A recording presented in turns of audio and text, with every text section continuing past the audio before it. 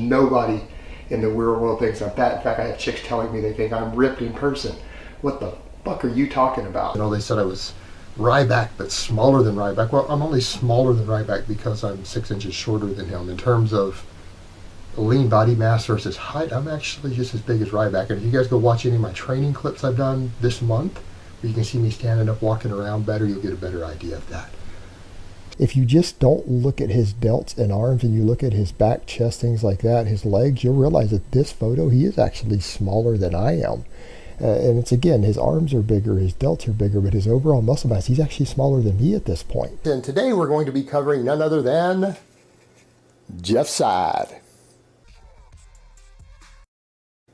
Now, I don't want people to think that I think Jeff is big, because anyone who wants to question this can go ask Matt Ogus, Chris Lovato, any of the guys who have seen me in the same room in person with Jeff Side.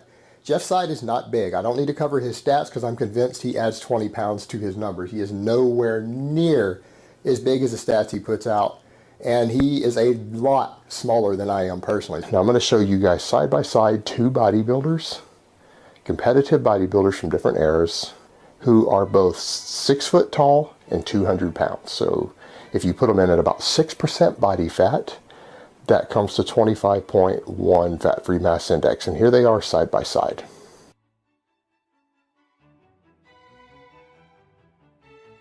All right, the one on the left, you guys know, that's Serge Nubret, very, very famous bodybuilder. And then the one on the right is a natty pro. And you take someone like me, for example, when I show you the comparisons, you guys are gonna laugh.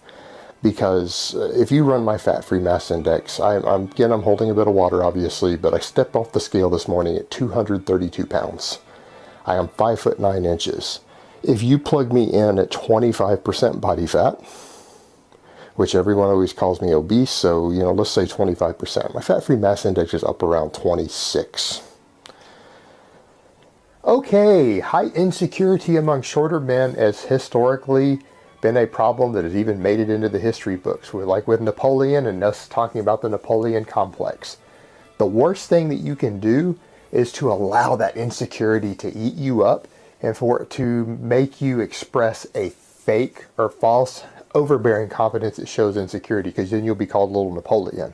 Most of you are smaller than me. I am a 100-kilo power lifter. A lot of you may or may not know, people write on forums, social media and things, they do point out that I am actually a lot bigger than I appear to be in videos when I'm just standing there by myself. And so you guys have someone next to me who is a fairly lean, well, not really lean right now by bodybuilding standards, but lean by maybe normal people standards, who's at least 250 pounds. It puts into perspective, I'm not quite as small as some of you guys think I am. And of course, it's really amusing to me when I get comments from people saying that, well, you haven't really made very much progress for someone who knows so much about all of these different topics. You don't have very much muscle mass, when I've put on around 50 pounds of muscle in 2 years' time. And that's the exact opposite of what you want. What you need to do is to step back and assess this and say to yourself, I cannot change my height. I am the height that I am at. I have to accept it. I have to accept who I am. If you can't accept who you are, then there's no way you're going to convince other people that it's not an issue, and then your insecurities are going to show through and you're going to have that Napoleon complex. What I recommend that you do, first of all, is tell yourself in your mind regularly, oftentimes look in the mirror, say my height doesn't matter. You need to express it out loud, believe it, that it is not an issue, that it absolutely doesn't matter. It's not important. It doesn't define you as a person, doesn't define your value, doesn't define your confidence. People can argue all day long about whether they think I'm jacked or not. I don't really give a shit. But by most standards, I'm pretty jacked. Look at my fucking back and hamstrings. Do I really need more size on my back and hamstrings? I don't think so. You need to say these things out loud to affirm yourself, because that's what programs your mind to believe it. The things that you say, your actions actually program beliefs in humans. A lot of people don't realize that. So actually saying something outwardly can program your internal mechanisms to eventually accept it and believe it. Your action, you have to take some sort of action that convinces your brain of it. I mean, I have way more muscle mass than any natural person on earth. And I know people will be like, what? Well, that's true. All right, that's just a simple reality. And the things that you tell yourself are always what you will eventually believe. Particularly if you hear your own mind saying it or your own words writing it, that will program your brain to believe it. All right, this is kind of funny. I've always said in videos, just been my experience with me being a Texan, that the women are a little more forward here. They do chase after the men a little more than I'm used to. Have I had some experiences with this? Yes, I have. And again, I've got to remind people, all of you who've met me in person realize that I actually look like I lift in person. I look like I have less fat and a lot more muscle than I do on video. I've had at least a dozen people say that randomly who've met me. Just the nature of it. So I just kind of laugh it off and thank them for the compliment and tell them have a nice day and go about my business. But it does happen. I wouldn't say it's something that happens all the time. I mean, these are one-off things. Something that happens once every couple months to me out in public somewhere. But in my experience, British women are a bit more forward than Texas women are in that regard. I don't claim to be natural. And again, people be like, why aren't you bigger? You guys haven't seen me in person, I guess.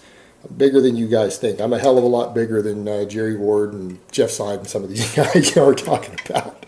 But you know, whatever. You don't have to believe me, guys. You know what? It's fine. Everyone thinks I'm lying. Whatever. Doesn't make a fuck. Doesn't make a fuck. Is when you are out in public, just present yourself and think of yourself and act as if you are average height. Make it a non-issue for you. Just walk around like your average height or slightly taller. Don't exude a fake confidence with it and develop a certain strut or to puff yourself up, because again, that will give you the Napoleon complex. Don't think about it. Just think, I'm average height. Look, guys, I know I'm not ripped. I'm not bodybuilder ripped. I'm not bodybuilder proportion, but tons of people have met me in person, including Big J, and they'll actually attest to that my stats really are what I'm saying. People have actually seen me. You guys know where I train. Anyone is free to come up and meet me. But yeah, I have 18-inch arms. I have a 51-inch chest right now. I'm 5'9", 220 pounds. So to give you guys the scale, just so that you guys can look at what 30 pounds looks like even next to me, or put in these enormous Walmart baskets. So you need the daily affirmations for a while, preferably first thing in the morning or before bed. When you look in the mirror, say these things, and that will program your brain. And then to just go ahead and act and think consciously when you're out in public that you're the same height as everybody else. Average height, or pretend that you're even an inch taller, slightly above average. And just think in those terms until it becomes second nature and you just behave that way. So I went and bought a tape today for this. Get it around. Get it over the top so we can't argue about it being too loose. All right, get it completely wrapped over.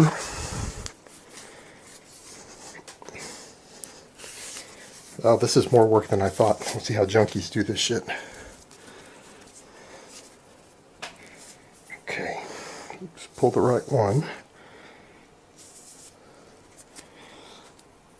Okay.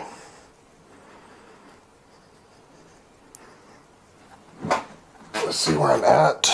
If you guys can see, 17 and a quarter. Pull that over. Pull it tighter.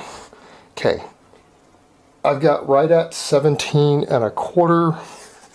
I ripped my left bicep completely off the bone and have struggled with bicep development since. I did that in 2004, and I had 20-inch arms when I did that, and there are photos up proving it. I had 20-inch arms when I ripped my bicep. 2004, and I've struggled with bicep development since that tear. Like when I was at my biggest as a lifter in my 20s, when my arms were taping 20 inches, and there are plenty of photos circulating around. It's not like I gotta hide it or anything. They're out there. I've put some up before.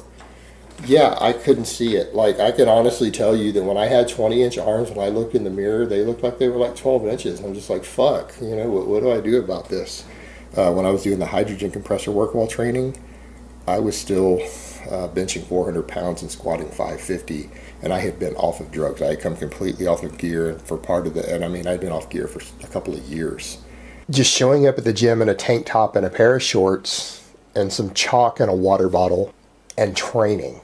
And that's how I eventually got to the point years ago to where I could bench 475 pounds for a double. I could squat 585 for a triple without a belt. I had gone from where at the point when I got sick, I was benching 405 raw, and I was able to squat 550 without any sort of wraps or sleeves at the time. Drug-free in my late 20s. I still managed to get to the gym 5 days a week. How did I do it? I did it immediately after work. So I would work 12 hours Monday through Friday, then have the weekends off to relax, party, do my thing. So I would come in and do 1 or 2 heavy sets of squats, 1 heavy set of deadlifts, do some band crunches, and go home. And I would be in and out of the gym in 20 minutes. 5 days a week, 20 minutes in and out, go home. On the way home from work, even though you might be lifting pretty heavy, and yeah, those triples, I would be up over 500 pounds on my squats. Yeah, my triple days on the bench press, I would be doing like 365, 375 for triples, because I was still pretty strong back then in my 20s. And I was now physically sick. I had gone from still being able to train all the time, being able to bench 400 pounds, being able to squat 550 raw at that time. You guys have looked at older pictures of me that you've seen floating around the web. You guys will notice that my triceps were pretty massive at one point. A hell of a lot bigger than they are now. That's when I was doing a lot of reverse grip bench pressing. It really brought my triceps up a lot. And I used to do 500 pounds on that lift. Now, I used to actually use the reverse grip bench press quite a bit in my 20s. I was obviously a lot bigger and stronger then. I'll kind of flip in a photo so you guys can see that to get an idea. Back at that time, I was probably able to reverse grip 500 pounds for a max. Yes, I'm someone who has done 500 pounds on this exercise. I used to do work sets with 405 on this exercise. You're invariably going to drop this bar on this exercise sooner or later. And that becomes the problem. You will eventually do it. I've done it. And that's kind of the problem. I've dropped 405 on my chest inside the power rack doing it exactly that way. And it did bruise me pretty good. Did I get a real injury? No. Did I hurt my thumb? No, because I was using a false grip. But it has slipped out. It has hit my chest and knocked me back down, put some nice big old black bruise across both of my pecs where the bar hit with 400 pounds or 405. I could bench over 450 pounds raw. I could squat almost 600 pounds without a belt. Something like 585. I could hit it to full depth with no belt at the time. The truth of the matter is, 99% of you out there, even if you use anabolic steroids, will never close grip bench press full range of motion 400 pounds. All right? That's the real world. The majority of you out there genetically do not have the strength to get there with training and even moderate doses of steroids. You do not have the genetics or the structure to do that. That's the real world. Who close grips 405? Well, I used to close grip 405 for reps. I do not currently bench 405. I used to, however, do sets of 5 with 405, 5 rep sets on the closed grip bench press back when I was young and virile in my late 20s. And you guys have seen plenty of photos of that when I was actually really big. The other thing that can pull you to the left sometimes with a handgun is gripping the gun too tight. Most of you guys know, some of the people who watch my fitness channel watch me rep out 500 pounds for, 5, 6, 7 reps without straps on the deadlift. I obviously have a pretty strong grip, so I'm worried about that. So I'm consciously loosening up my grip a little bit on the left hand and with the right hand and using the left to tighten a little bit to keep control of the weapon, just to make sure I'm not squeezing that. I actually almost worry about me crushing the polymer on a Glock because of that. And for most people that isn't a concern, but you guys got to think about how much grip work I do. Yeah, it'd actually be possible for me to break my handgun. A lot of guys seem to think the leg press is amazing to leg press over 1,000 pounds. It really isn't. That's why I don't bother with a leg press. It takes all day to load the slide up and get people to climb on top of it. I'm a 500 plus pound raw squatter. So for me, I need probably 2,500 pounds on a leg press to get adequate resistance, which means putting guys up on top of it also. It's stupid.